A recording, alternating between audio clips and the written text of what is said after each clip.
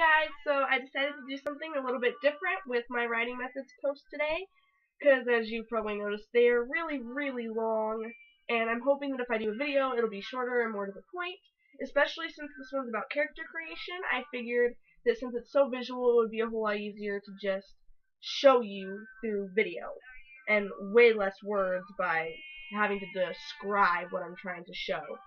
So, first, I want to kind of go back a little bit to plot design, because there's something I forgot to mention. It'll be real quick, I promise.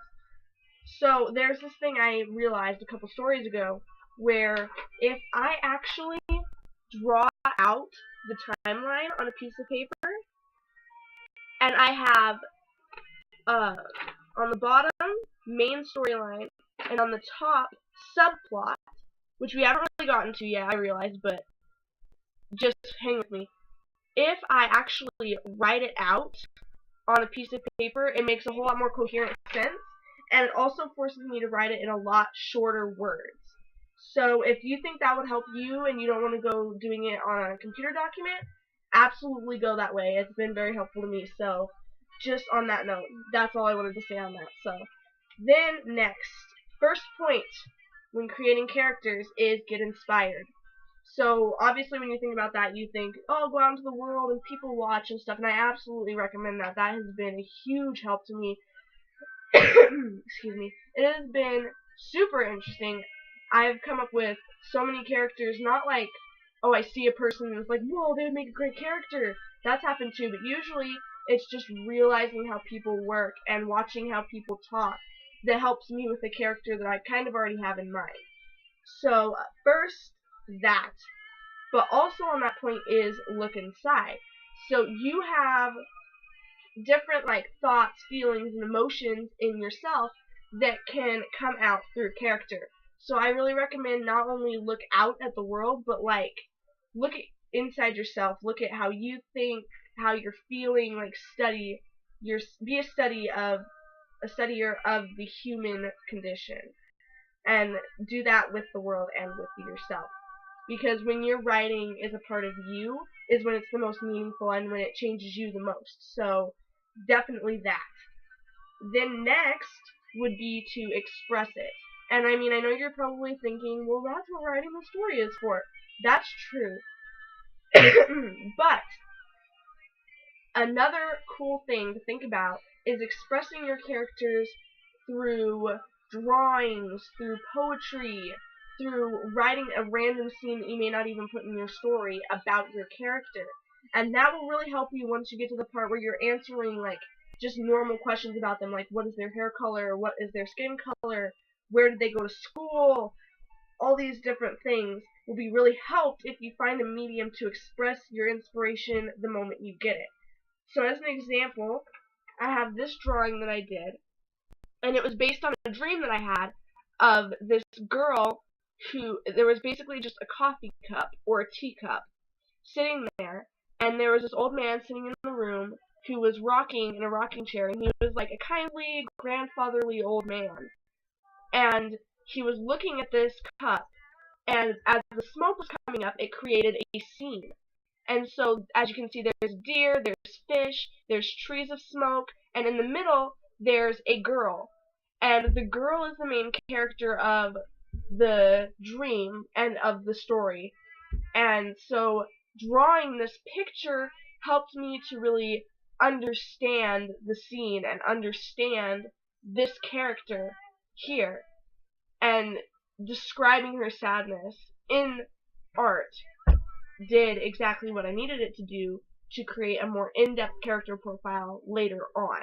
And so even though I never actually published this story, just, excuse me, drawing this picture was a big key help. So that's part of it.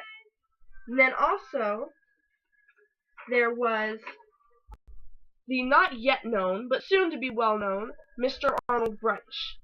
And he was kind of brewing in my mind for a couple years before I actually drew this picture, but drawing this picture gave me details that my mind didn't have on its own, like the cute little wrinkles on his face, and the tatters in his clothing, and his cane.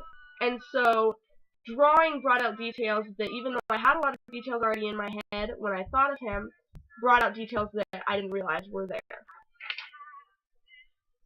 Next would be to not only imagine the character themselves, but their surroundings. And this is perfectly exemplified by the bad guy in my story, Zangorlia, which I wrote in 2012 for NaNoWriMo. That story's not going to be published. I didn't really like it very much, but I love the characters. And so this is the bad guy. And, he is, as you can see, sort of a skeleton, lizard, cat kind of thing. On a planet made of brimstone, but with a lot of different technologies. And so the main idea from the story sort of came from this building here. And so adding that building into the picture helped me to understand his place in the story, and helped me to visualize sort of his personality.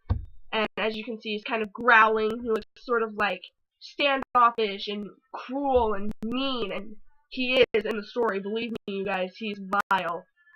So drawing this picture helped me see his purpose in the book and his place in the story. So that's enough on the expressing it point. But the third point is detail, detail, detail.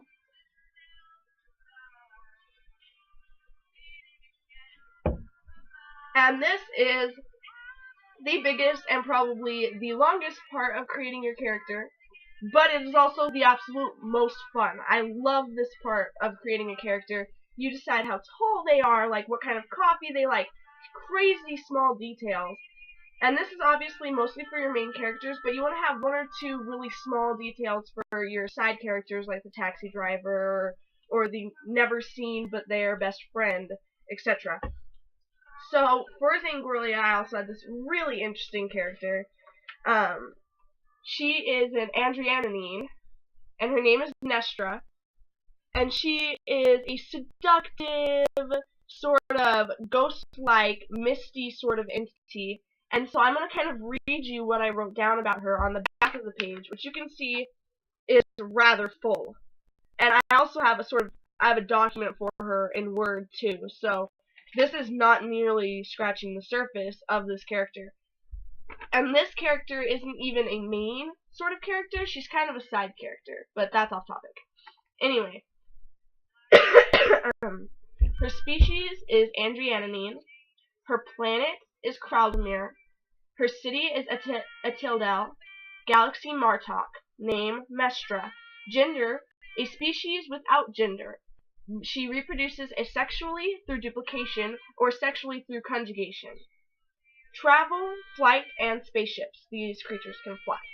So, writing in more like proseful sort of words, I said, generally the Andrianine come in a feminine form. However, Andrianines also have been found in male form of sorts. These species enjoy travel and company, particularly of dramatic type. They enjoy creating problems for others, playing tricks, and getting in trouble. They tend to switch between good and bad. They always assert they meant no harm at all. They tend to laugh and tease. In fact, their language comes in a group of sounds such as giggles, snorts, sighs, and cackles.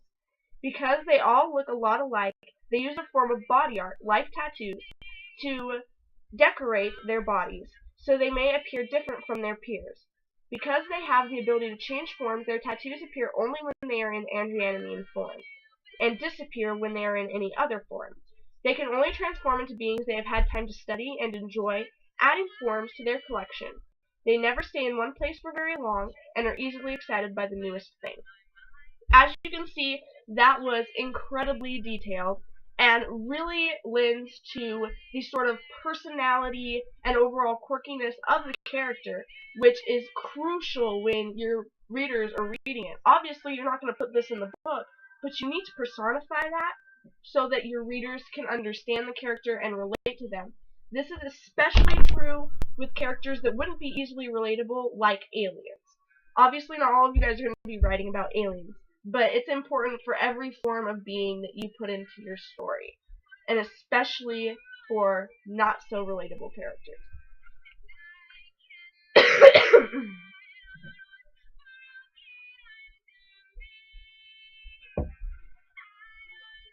Next, point 4. What is going on around them? Where did they come from, and who do they know? In my Zangorlia book, I did this by creating sort of pictures of like their planets and of their cities and writing down the basic demographic of where they came from. So like Mestra comes from a rainforest type planet with a light gravity. And the population is innumerable, and they have a standard class starport, and their tech level is hyperspace. And these sort of details are very important. For Mestra personally, I didn't really include very many of her friends, but this sort of place would be where you would want to include relations such as friends, family, co-workers, these sorts of things. This is an important place to add them in. Basically, you want to think, what are things that have affected who my character is, could affect who my character is, or will affect who my character is. And so this includes people, places, even things and animals. So this is a place where you go into a lot more depth and kind of create a sort of world or bubble around your character.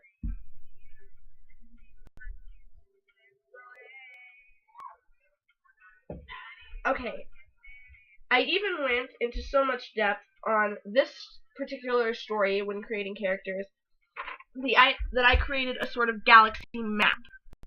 So I can see where all the planets are. I even drew lines between them to show which planets could be connected to each other and could be reached through spacecraft of the current day that these creatures had. And so obviously this won't be necessary for all stories, but drawing a world map is very fun and interesting and can sort of help you ground yourself in your story and help you see exactly where your character is and where they could go. And it's kind of fun to have sort of background that no one else knows on your story, so creating places that your character never actually goes is an enjoyable feat, should you have the time to do that. So, then, lastly, is a very big point, point 5. What is your character's purpose? So for your main character, this would be story goal, but it would also be, what is their passion? Why are they in your story? What are they going to do in your story? Are they good? Are they bad? What kind of effect do they have on the different character bubbles around them and on the world itself? So I hope you guys enjoyed this video and that it wasn't too incredibly long or boring. And I hope you guys make some super fun and incredible characters. It is the absolute best thing. It is so much fun. And even if you don't write a story from them, it's really great to get your creative mind out there and design characters, people, animals, talking animals, aliens, robots, everything. It's really, really fun and absolutely one of my favorite parts of story writing. So I hope you guys have a great rest of your week. I hope you guys aren't on that downward Wednesday slump where you're like, I wish the weekend was here already like I am.